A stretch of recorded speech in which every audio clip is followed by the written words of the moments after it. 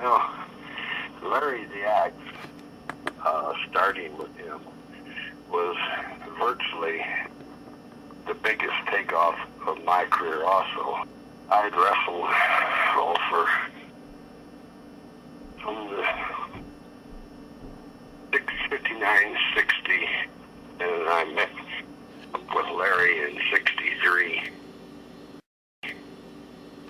And that's when our careers, both his and mine, really took off.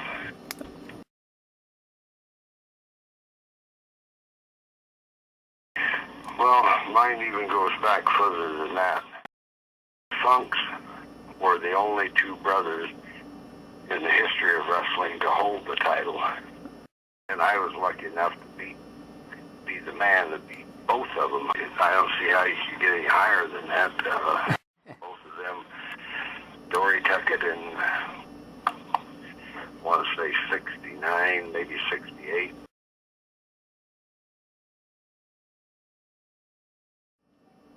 Well, it was him finally taking the title away from me. I'd had it 7 times through that time, and I broke Luz's record. It was also one of, if not the first, pay-per-view on wrestling sold out of a building that had never ever been totally sold out before. So the price range of the tickets of that year.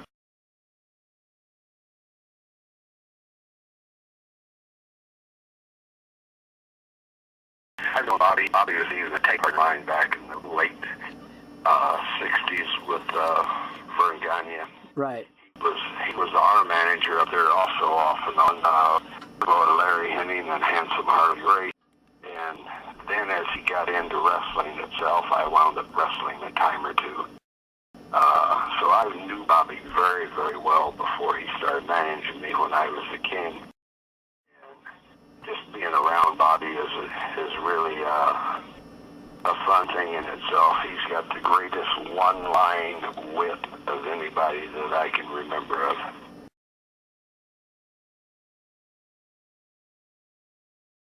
Well, sure. Golf cart slash thing they had created up to haul me out there. When you start down that ramp and you start hearing roar. The official thing on, I think, was 90-some thousand people. But with all the press and all of the giveaway stuff that they had, there was like 106,000 people in that building. And you're all the people chanting your name or whatever. I don't care who it is, I like to find it. Yeah, it was a heck of a roar.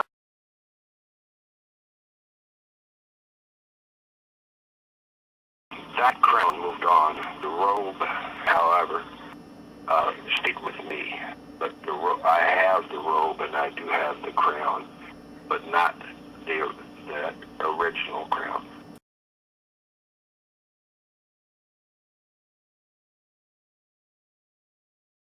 Well, it is kind of showcased right now. It hangs in my gym. The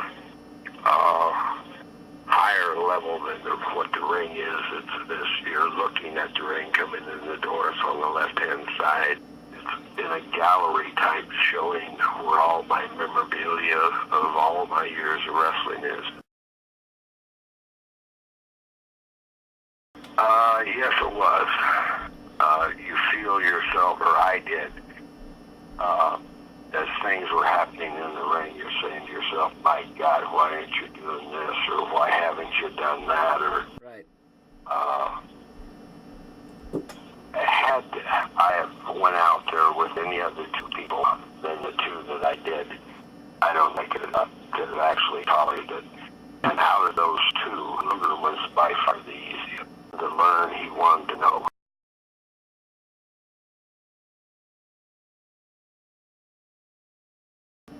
Anytime you're honored by your peers, of course, it's great. I'm in a lot of Hall of Fame, and that one there was kind of like putting the icing on the cake. The only thing that's still out there really, really active today is Vince. And,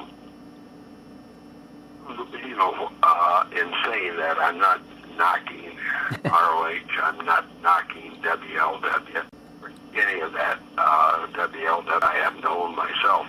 The thing of it is they're the worldwide company. Now, the NOAH organization out of Japan is beginning to give them some competition, even in Europe and over here.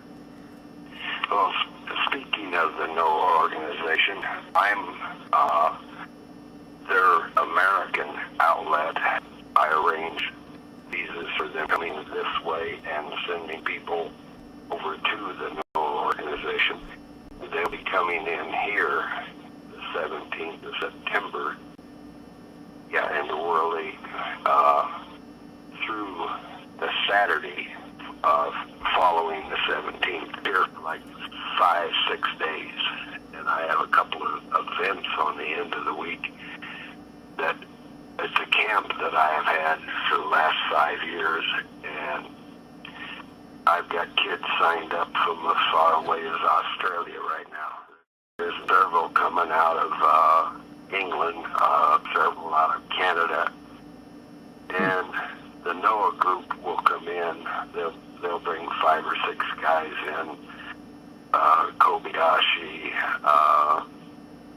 Morifuji, Morishima, Kenta, all their main talent will be over here. And then from the New York organization, Simon Dean as a talent scout.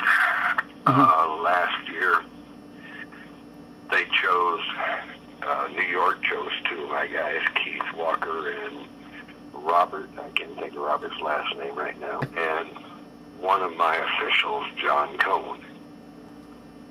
Out of that same camp, there's been several go back and forth to Japan. The kid that's moved up the highest since leaving me to go with New York is Trevor Murdoch.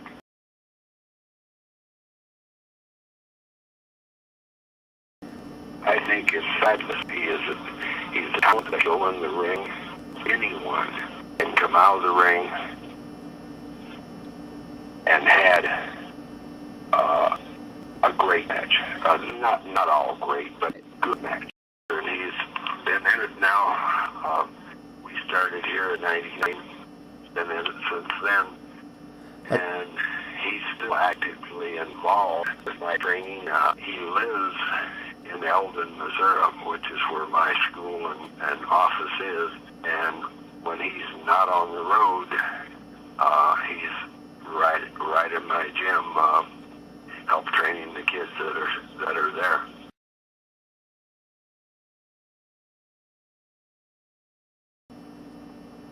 Ted definitely will have his run in the WWE. He's already been to Japan. He was over there for about 5 weeks. And upon getting back here from there, he was chose with the WWE, and he had several matches with me after that I had already had him booked, and they honored every one of them. They sent them right to him. I can't say that the New York organization has ever lied to me on anything. They've been right up front with me, and whatever I need, they let it happen. I haven't read Mick's latest thing. There's an incredible human being. You know, he's probably one of the few people who beat his body worse than I did. As a person, he is a great, great guy.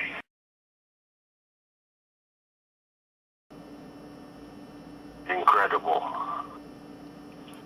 gentleman, controller of an